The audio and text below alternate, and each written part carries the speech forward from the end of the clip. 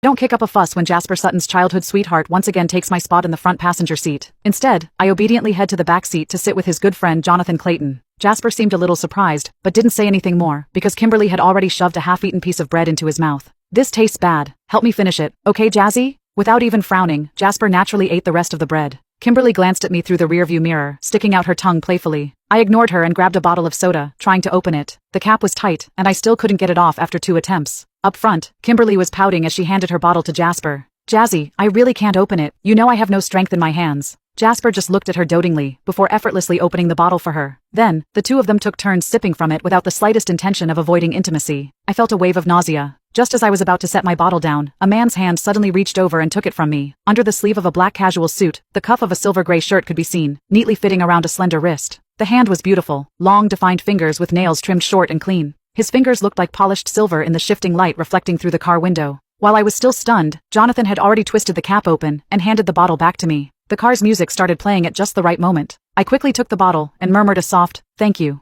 Jonathan gave a slight nod and closed his eyes again. He must have just come off a night shift at the hospital. Faint red veins were visible in his tired eyes. I sipped the soda slowly. The car had merged smoothly onto the main road. Kimberly's birthday was coming up, so Jasper organized this short road trip to celebrate it. About 7 to 8 of us were in 3 cars, heading to a hot spring resort 100 miles away. Not long after we started driving, Kimberly practically glued herself to Jasper's side. The music was loud, making it hard to hear what they were saying, but they were clearly enjoying themselves. Lately, Jasper and I have had several unpleasant arguments because of his inappropriate closeness with Kimberly. He promised to be more mindful next time. But whenever he saw Kimberly again, that promise vanished into thin air. Suddenly everything felt meaningless to me. I lowered my head, chuckled to myself, then turned to look out the window. The mountain roads twisted and turned, with the occasional loose rock scattered along the path. As the car jolted, I couldn't help but lean to the side. My bare knee under my skirt brushed against Jonathan's thigh, pressed tightly against it. I wanted to move away instinctively, but then I noticed a faint reddish mark on Kimberly's neck. Even a fool could recognize it. A kiss mark. There was no need to guess who left it. In that instant, a surge of defiance rose within me, and I simply froze, leaving my knee where it was. Just then, Jonathan opened his eyes and looked at me. I pretended to be perfectly calm, staring straight ahead, refusing to meet his gaze. Yet, my knee, pressed against the outside of his thigh, subtly shifted closer, pressing in even more. Only a thin layer of fabric separated us. I could clearly feel the firmness and heat of his muscles beneath. Waves of warmth surged through me, setting my nerves alight as if electrified. My mouth felt dry, and I couldn't help but swallow hard before reaching for the water bottle again. The cold water rushed down my throat, suppressing the restlessness and anxiety bubbling inside me, jolting me back to clarity. Jonathan still hadn't moved his leg. He just let me stay pressed against him like that. For a moment, my heart felt as if it had stopped entirely. Then it picked up speed, racing uncontrollably. But just then, the car suddenly swerved sharply. Kimberly let out a startled cry from the front seat. "That scared me, Jazzy." She patted her chest dramatically, then softened her voice to praise him. "But your reaction was so quick, Jazzy. If you hadn't turned the wheel in time, that rock would have hit our car." Jasper chuckled. "Impressed? My driving skills are top-notch." Kimberly suddenly leaned over and kissed him on the cheek. "You're amazing, Jazzy. Here's a kiss." "Cut it out," Jasper scolded, pretending to be annoyed. At least he hadn't forgotten his girlfriend was sitting in the back. He shot her a mock glare.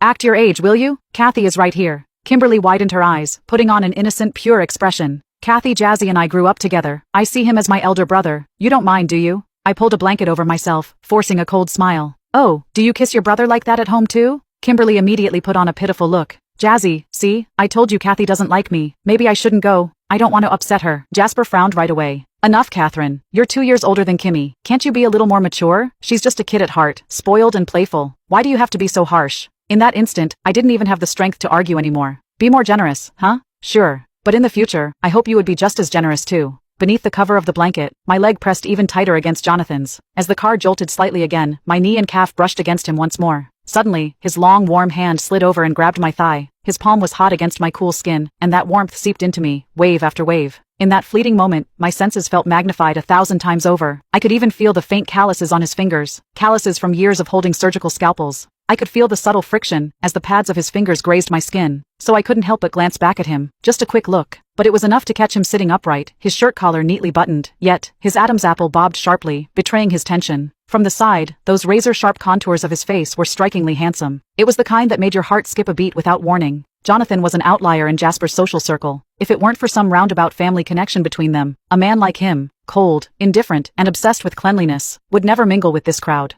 After getting together with Jasper, I naturally got to know him too. But every time we met, it was nothing more than a polite nod and greeting. He liked silence, wasn't much of a talker, and his personal life was as blank as a sheet of paper. At gatherings, while others played cards or sports, Jonathan often left early. If he stayed, he'd sit alone on a corner couch, eyes closed, resting quietly, never joining the lively chaos around him. Jasper used to joke about it. My cousin is practically a monk, pure and untouched. He's 27 and probably never even been with a woman. But he's gotten better this past year. Invite him to 10 gatherings, and he shows up to 3 or 4. If it was a few years ago, you can forget about it. You'd never even catch a glimpse of him. I'd actually heard of Jonathan back in college, and had even seen him from afar a few times. To me, he always seemed like the kind of man girls fantasize about for their first crushes. Distant, unattainable. A moon hanging high in the sky. We never had much contact, except for a couple of times when I went to the hospital due to discomfort in my bosom. By coincidence, I ended up with an appointment under his name. I'd initially felt a bit embarrassed, but Jonathan was completely professional. That quickly put me at ease. I even secretly scolded myself afterward. After all, Jonathan was a surgeon. What hadn't he seen before? Chapter 3. Even though I was young, beautiful, and in good shape, I was nothing more than just another body to him. But still, when his hands touched me during the examination, I couldn't help but squeeze my eyes shut, my face flushing bright red.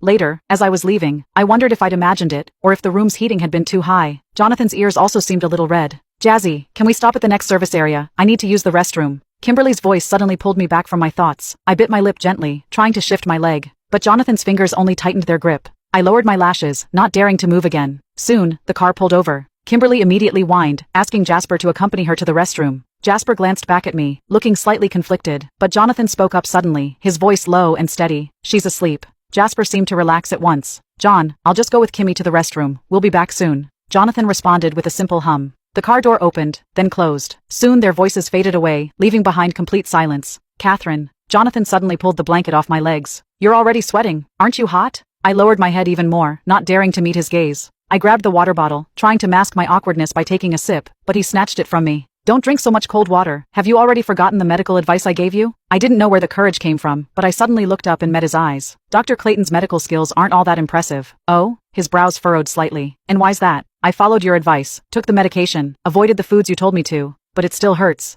His frown deepened. It still hurts? It hurts right now actually. I pressed my lips together, tilting my chin defiantly. Should I come in for another checkup, Dr. Clayton? Not far outside the window, Kimberly was clinging to Jasper's arm. The two of them were so close that there wasn't even room for air between them. Jasper kept pinching her cheek, ruffling her hair affectionately. They looked like the perfect, inseparable couple. I felt a simmering frustration, anger trapped in my chest, desperately searching for an outlet. Before I knew it, I grabbed Jonathan's hand. Or maybe, Dr. Clayton can fulfill his duty as a doctor right now and examine me. When his hand was about to touch my chest, he quickly pulled away and immediately gripped the back of my neck firmly. With just a little force, he pulled me right up against him. Catherine. He lowered his gaze to look at me, and I had to tilt my face upward, just to meet his eyes. Don't try to seduce me here. Seduce you? I met his gaze head-on, refusing to back down. Dr. Clayton, are you saying you have no medical ethics? You'd ignore a patient in discomfort and just sit there watching? Before I could finish, he suddenly took off his glasses and kissed me. That taste was so uniquely his. A faint bitterness mixed with the sterile scent of disinfectant, like it seeped from every inch of his skin, completely enveloping me. My eyes widened. Instinctively, I tried to push him away, but his hands only held me tighter.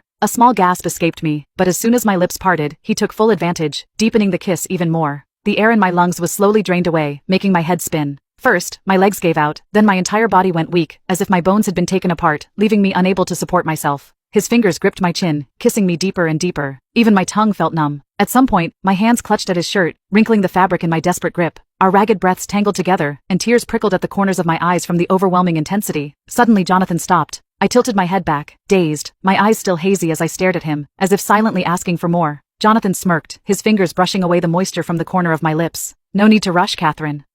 I stared at him, dazed, my mind still spinning. He leaned down again, planting a soft, lingering kiss on my slightly swollen lips. His forehead rested against mine, his voice low and husky against my ear. 30 more miles. When we get there, I'll give you what you want.